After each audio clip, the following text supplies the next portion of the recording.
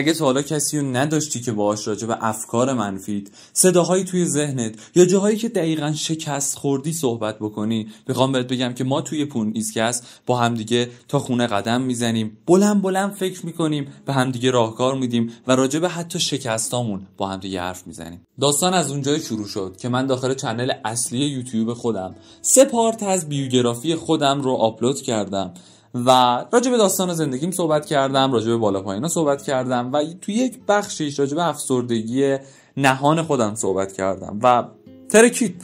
کل کامنت ها پر شد از این که تو رو خدا بگو چطوری اینو درمانش کردی، چطوری اینو بردی جلو، چی شد که همچین کاری انجام دادی، دمت گرم تو چقدر جرأت داشتی. و میخوام بهتون بگم که چقدر ما بدبختیم که حتی نمیدونیم باید اون افسردگی رو چطوری درمان بکنیم و دست به دامن کس دیگه ای میشیم. ما مدرسه رو خونه دوم خودمون میدونیم، مقدس ترین جایی میدونیم بعد از خونه، یعنی محل تربیت میدونیم، ولی توی محل تربیت به ما یاد ندادن که اگر روزی افسردگی اومد سراغت چیکار بکنی. امروز داخل این پادکست قرار هستش با هم دیگه ماهیت افسردگی رو بشناسیم، ماهیت این چنل رو بشناسیم، بدونیم که این چنل اصلا وظیفش چیه و توی کجای زندگی شما قراره که به دردتون بخوره.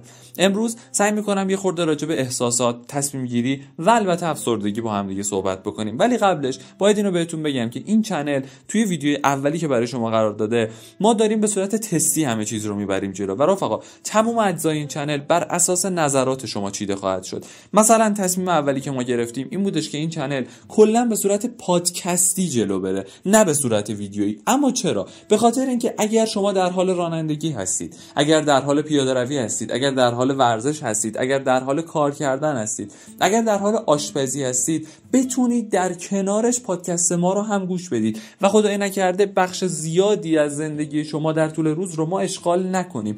و اگر حال نمی کنید با این موضوع حتما داخل کامنت ها بگید. من تمام هدفم سادگی و راحتی بوده برای شما. اگر ویدیو میذاشتم مجبور بودید که زل بزنید به صفحه مانیتور و از بقیه کاراتون میموندید، ولی من این کار رو انجام دادم که بتونید به راحتی به بقیه کاراتون برسید، قدم بزنید و حتی آشپزی بکنید، همینقدر لذت بخش و صدای من بد صدا در حین صحبت در کنار کاری که انجام میدید باشه. راستی راجع به صدای من هم نظر بدید، اگه واقعا صدام بده بگید با هوش مصنوعی چیزی عوضش بکنم. خلاصه بریم سراغ صحبت‌های امروزمون.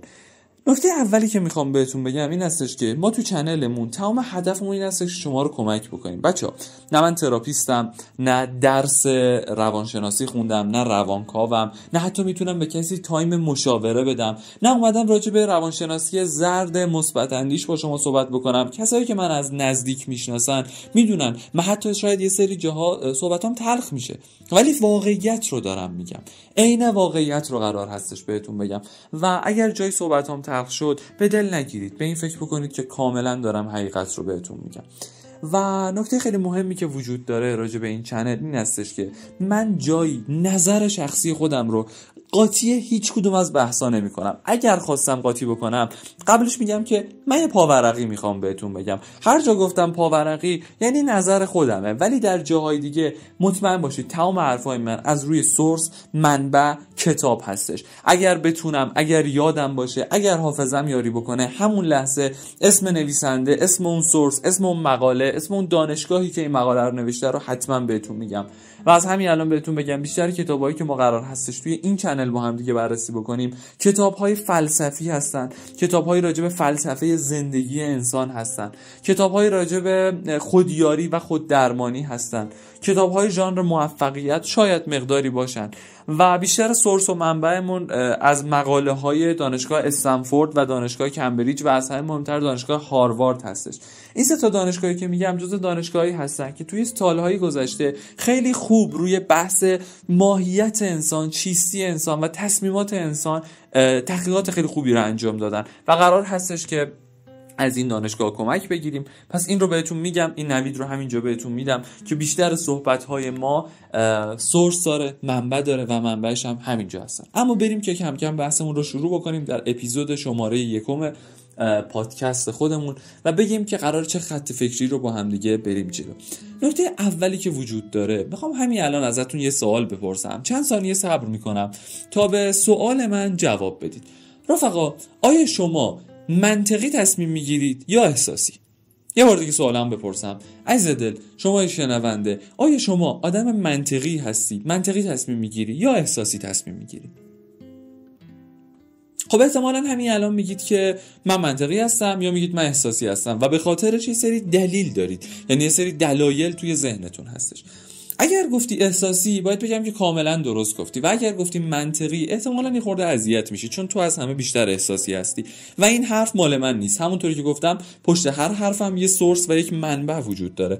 منبعی که هستش آقای یحیی علوی که داخل دوره هوش هیجانی خودشون به درستی و به وضوح این موضوع رو نشون میدن و مورد بعدی مارک منسون هستش داخل کتاب همه چیز به فنا رفته یا حالا نسخه سانسور شدهشه، نسخه غیر سانسور شدهش کتاب همه چیز بگا رفته معذرت میخوام، اثر مارک منسونه که کاملا توضیح میده این موضوع رو و میگه که آقا دوستان رفقا ما 2 مغز داریم و با جفتش تصمیم گیری میکنیم، ولی احساس بیشتر محرکه، احساس شما رو تحریک میکنه به انجام یک کار و منطق فقط انجامش میده. خب منطق فقط اون کار رو انجام میده.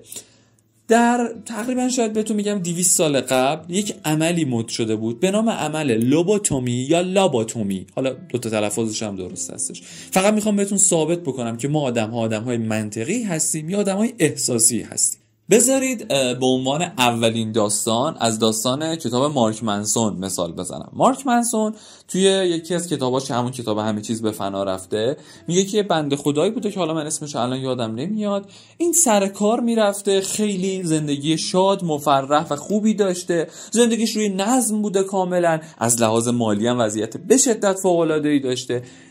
ناگهان یه سری سردردها میاد به سراغ این. دمدمای سال جدید یا کریسمس بوده که این سردردها خیلی بیشتر میشدن و تقریبا در سال جدید زندگی این آدم این سردردها به حدی رسیده بودن که این آدم حتی نمیتونسته به محل کار بره و وقتی میره دکتر میگه که یه تومور اندازه پرتقال دقیقاً روی پیشونی خودت داری و زمانی که میان و این شخص رو عمل میکنن و پیشونیش رو عمل کردن و اون تومور رو بیرون میکشن، این آدم دیگه اون آدم نیست.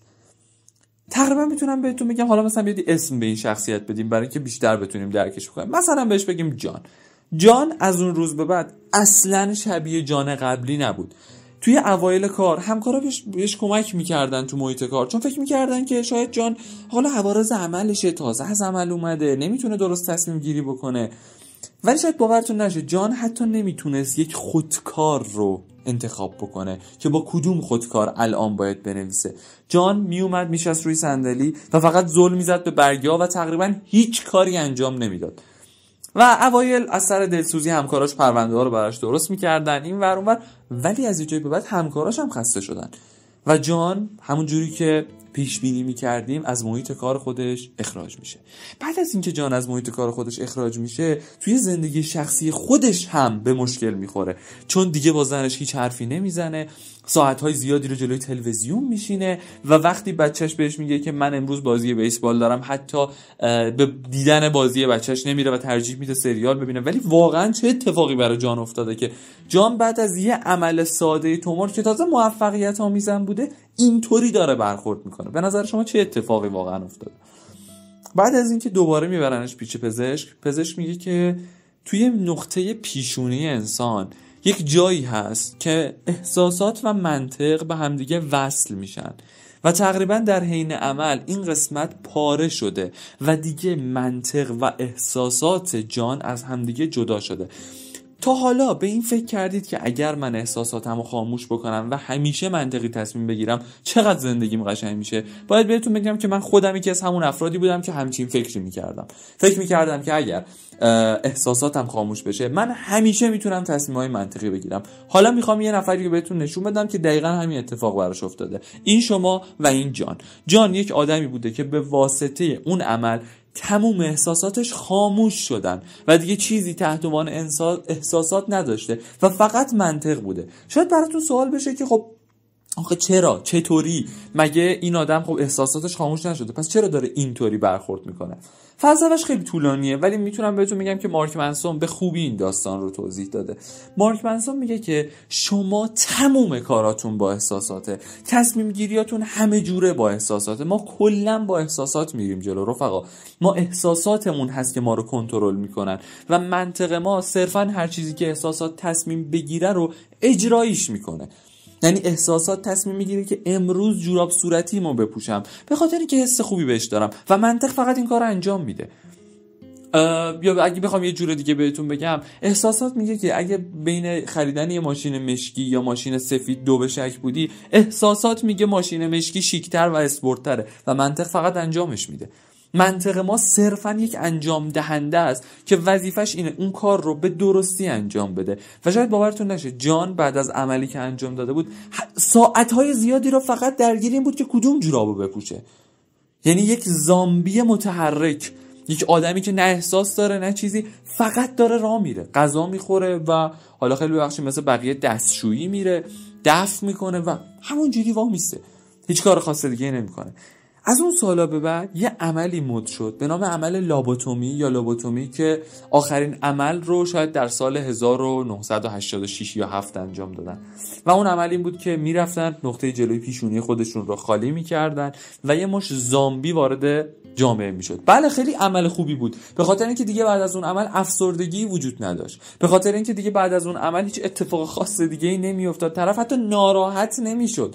اگه میرفتی تو صورتش تف میکردی صورتش به هیچ عنوان ناراحت نمیشد. ولی اینم بهتون بگم این دیگه آدم نبود، زامبی بود در روبروی ما. طرف اصلا هیچ احساسی به هیچ چی نداشت و حتی تصمیمای ساده زندگیشو نمیتونست بگیره.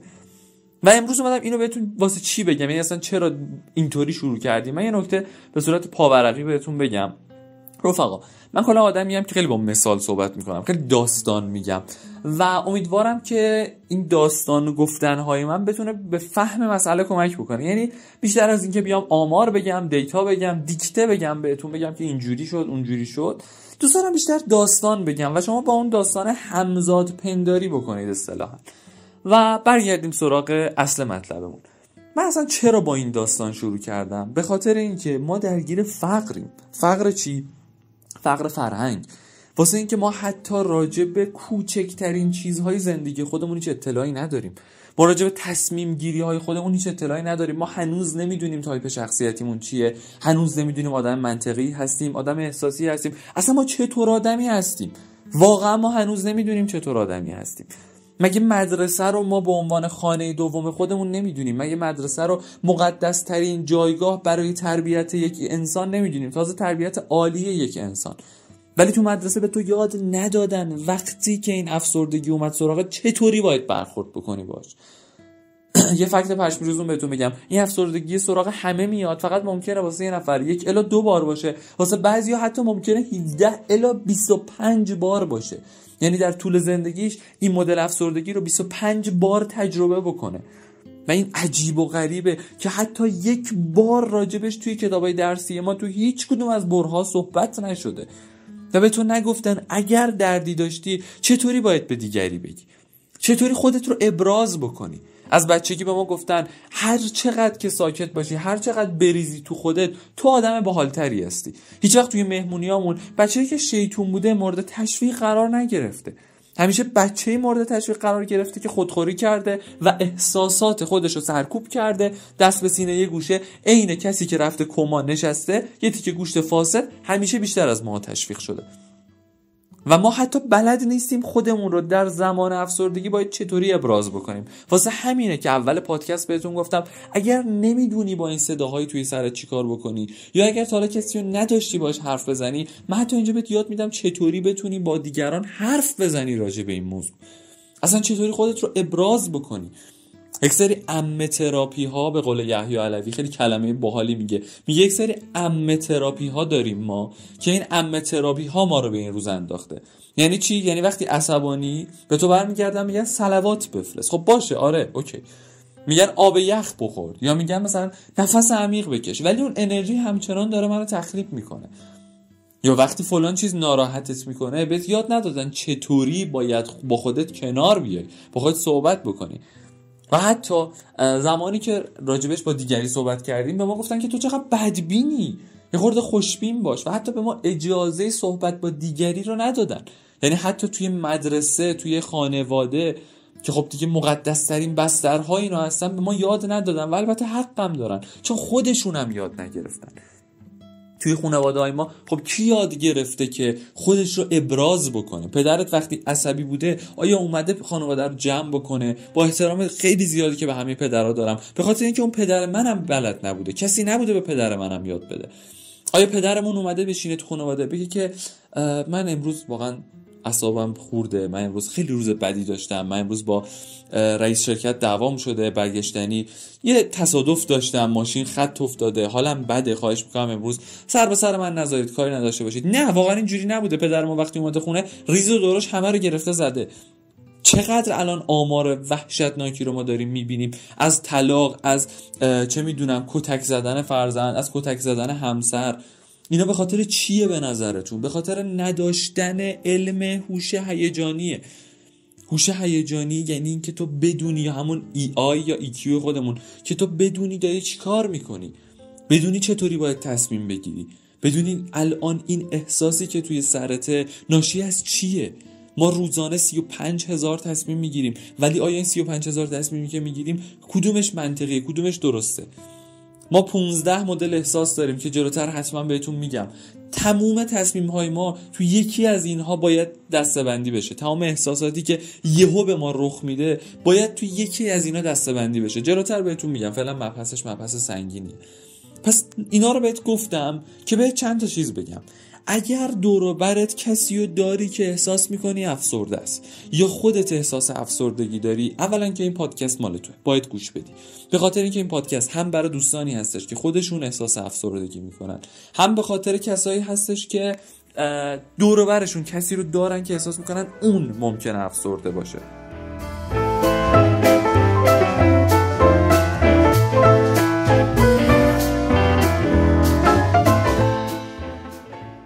تا شما یه استراحت کوتاه میکنید، باید بگم که کل این پادکست، کل این فضا، کل این زحمتایی که داره کشیده میشه این زمان فقط به خاطر شماست. وگرنه من شغلم یه چیز دیگه از طراحیه و کل درآمد من اونجاست و این فقط برای کمک به شماست. پس ممنون میشم لایک بکنید، سابسکرایب بکنید، برید اون دوستتون که میدونید به این موضوع احتیاج داره و تو اینجا مشکل داره بفرستید. اگرم نمیخواید این کارو بکنید، دمتون گرم. مرسی. بریم واسه ادامه داستان.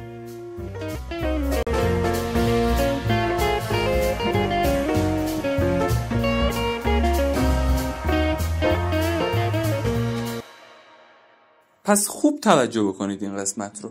ما 2 بخش داریم. خب ما انسان ها هممون 2 بخش داریم، جسم، روح.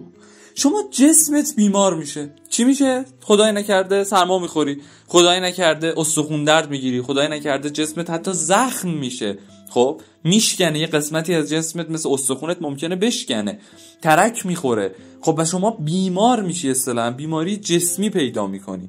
و وقتی بیماری جسمی پیدا میکنی، در اولین اقدام چی کار میکنی؟ نگاه میکنی ببینی اگه خیلی حاد نیست، با عمه تراپی ها خودت تو خونه حلش میکنی. معمولا هم عمه تراپی ما چیه داخل خونه؟ چای نبات میخوریم. ولی اگر دیدی که نه دیگه حاد داره میشه، توی قدم اول میری پیش پزشک. و وقتی میری پیش پزشک، آیا پزشک تو رو نوازش میکنه که تو درست میشی، یا برات قرص و دوا، دارو و آمپول مینویسه؟ خب قطعا گزینه دومه. حالا یک سوال دارم از شما. پس چرا وقتی یک نفر روحش بیماره و بیماری روحی داره، مثل افسردگی، مثل اختلالات مختلف، مثل حالا چه میدونم یه سری چیزایی که تو خصلت‌های روحیش وجود داره، چرا ما بهش انگ دیوونه میزنیم؟ علل خصوص تو خانواده ها.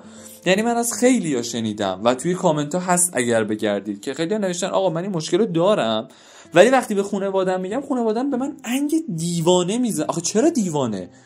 آقا مگه ما جسممون بیمار نمیشه؟ خب روحمون هم حق داره بیمار بشه. و حتی روح ما مشکل براش ایجاد میشه، ما باید بریم دکتر. در قدم اول میریم پیش تراپیست بررسی میکنه، اگر نیاز باشه با حرف زدن میتونه حلش بکنه، اگر نه باید دارو مصرف بکنیم. و حتی مثلا ببین، واسه اینه میگم تو رو خدا اینقدر به این کسایی که تو اینستاگرام امثال رنه سینانی که خب دارن روانشناسی زرد مثبت اندیش محض رو تربیت میکنن، خواهش میکنم بررسی اینا رو، چون جلوتر قراره بهش برسیم و بفهمید که چه ظلم و جنایتی اینا دارن در حق جوونا میکنن. اصلا فلسفه روانشناسی زرد مثبت اندیش رو امروز قراره با هم دیگه بررسی بکنیم تا بفهمید که خواهشاً این کارو نکنید. اینکه شما حال روحیت بد بشه و اختلال روحی داشته باشی، بری جلو آینه به خودت بگی من چقدر خوبم، چقدر روز زیباییه، من بنز دارم، من پورش دارم، من چقدر موفقم. یعنی تحقیقات ثابت کرده، آقا یحیی علوی داخل دوره خودش میگه 3 از بزرگترین دانشگاه‌های دنیا، هاروارد، استنفورد، سومی یادم نمیاد، میگن آقا این 3 دیگه رسما اومدن گفتن نه تنها فایده ای نداره بلکه مضرم هست. یعنی اگر فکر میکنی که با این اصغر تراپی و اکبر تراپی و امثال رنه سینانی بری جلو آینه به خودت بگی خوشحالم، خوشگلم، فلانم، حالت خوب میشه، ثابت شد توی 3 مقاله که آقا بزنید مقاله بخونید دیگه، یعنی ترجمهش هم میتونید بکنید با گوگل ترنسلیت، که نه تنها هیچ فایده ای نداره بلکه در برهه‌ای میتونه شما رو بدتر بکنه، میتونه حال شما رو به شدت خرابتر، به شدت بدتر بکنه و این خیلی وحشتناکه. پس لطفاً اگر خودت درگیر این بیماری هستی یا یکی از اعضای خانوادت یا دوست آشنا درگیرشه، لطفاً سعی کن این شخص رو درک بکنی، چون این آدم نه خطاکاره، نه گناهکاره، نه اصلا دلیلی براش وجود داشته، نه علتی. حتی ببینید داخل کتاب دلایلی برای زنده ماندن متیک خیلی قشنگ میگه، ببین باز دارم بهتون سورس میدم، باز دارم بهتون منبع میدم، حرفایی از رو هوا بهتون نمیزنم. متیک میگه شما ممکنه شب خیلی خوشحال بخوابید و صبح که بیدار میشید افسرده باشید، کاملا بدون هیچ دلیل. یعنی شاید بهتون بگم چند تا از بیماریایی که هنوز دلیلش پیدا نشده یکیش همین افسردگیه، که البته یک سری فرضیه راجبش وجود داره که جلوتر بهتون میگم اون فرضیه‌ها چیه، که من حس میکنم فرضیه‌های کاملا درستی هم هستن، ولی دلیل کاملی برای افسردگی هنوز گفته نشده. پس فهمیدید داستان چه جوریه و چی و چه اتفاقی میفته. غذای جسم انسان چیه؟ غذای خوراکی، کالری، کربوهیدرات، چربی، قند. ما اینا رو میخوریم جسم سیر میشه، ولی غذای روح انسان انرژیه. اگر شما انرژیتون سطحش از یه حدی بیاد پایین، درگیر افسردگی میشید. و شما نه خطاکاری، نه گناهکاری، نه دوستت که این موردو داره خطاکاره، نه شما حق اینو داری که بهش انگ دیوانه بزنی. و ببینید فکر انسان، ذهن انسان مثل یه فیله و ما فیل سواریم. خب فیل توی هندوستان جزو مثلا چیزایی هستش که خیلی خوب ازش سواری میگیرن و قدیم جزو حیواناتی بوده که خیلی خوب ازش سواری میگرفتن، چون قدرت بالایی داره، خیلی دیر خسته میشه و خیلی راحت میتونه وسایل رو جابجا بکنه، آنچنان هم زود گرسنش نمیشه و از پا نمیافته. ولی فیل وقتی رم بکنه شما هیچ کاری نمیتونی بکنی، چون احتمالاً دیگه به هیچ صراطی مستقیم نمیشه، اون فیل همه رو پاره میکنه. دارو داستانش همین جوریه، یعنی قبل از اینکه شما با این فیل صحبت بکنی، آرومش بکنی، این داروه فیلی که رم کرده رو آروم میکنه و حالا شما میتونی باهاش صحبت بکنی. ببینید دارو درمانی توی پروسه افسردگی هم یه حالت داره، اینم باید مد نظر داشته باشید.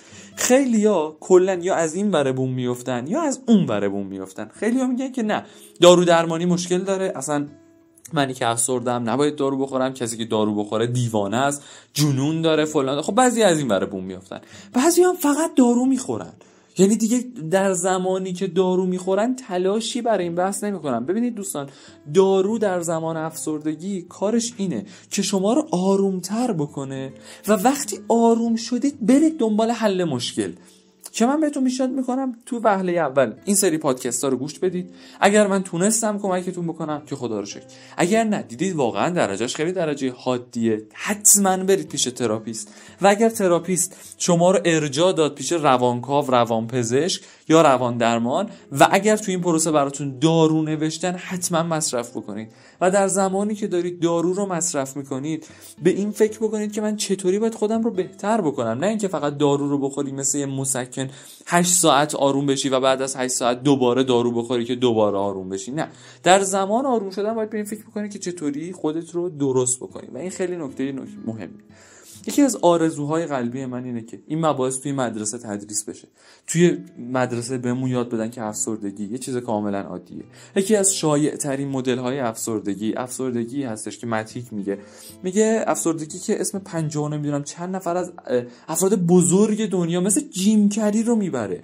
ببینید جیم کری خودش یه آدمی بوده که طنز پرداز بوده، کارگردان، نویسنده است، بازیگر طنزه و این آدم درگیر افسردگی بوده. نمونه ایرانیشو بخوام بهتون میگم جواد رضویان، کسی که خودش میگه، نصرالله رادش خودش میگه توی حالا مصاحبهاشون گفتن ما انقدر وضعیت روحیمون خراب بود و در همون حال فیلم طنز بازی میکردیم. یعنی این افسردگی مدلش یه جوریه که شما ممکنه به چهره یه نفر نگاه بکنی و حتی نفهمی چه جوریه. نکته آخری که بخوام راجع به این مدل افسردگی بهتون بگم این هستش که مثل هر بیماری دیگه‌ای، مثل کرونا، مثل سرماخوردگی، میاد و میره. یعنی نمیاد که بمونه. یعنی خواهشاً اینجوری تصمیم نگیرید که خب افسردگی اومد و دیگه قرار نیست بره و من دیگه زندگیم سیاه شد، دیگه قراره همینجوری بمونم، دیگه حالم بد میشه، دیگه قرار نیست درست بشم. نه، میاد و قرار درمان بشه و با درمان میره. حالا این پروسه درمان شما ممکنه 1 هفته باشه، 1 سال باشه، 2 سال باشه، 3 سال باشه، نمیدونم، بالاخره قراره یه جا بره. ببینید آسمون همیشه آسمونه، ولی ممکنه یه سری روزا ابری باشه، ابر سیاه بیاد تو آسمونتون. خب این دقیقاً حکم ابر سیاه رو داره، میاد آسمونتون رو میگیره و شما رو درگیر میکنه. حالا برای اینکه ببینید که چطور اصلا شما آیا علائم افسردگی دارید ندارید، اینی که شما الان درگیرش هستید چه نوع افسردگیه، داخل جلسه بعدی بیشتر میپردازیم. داخل جلسه بعدی بهتون چند تا تست میگم. بعد از اینکه تست‌ها رو زدید، شخصیت خودتون رو بشناسید، هوش هیجانی خودتون رو بشناسید، بعد از اینکه اینا رو شناختید، علائم افسردگی رو قرار هست داخل جلسه بعدی با هم دیگه بررسی بکنیم و تمام اینها. امیدوارم که این شروع تونسته باشه خوب باشه براتون.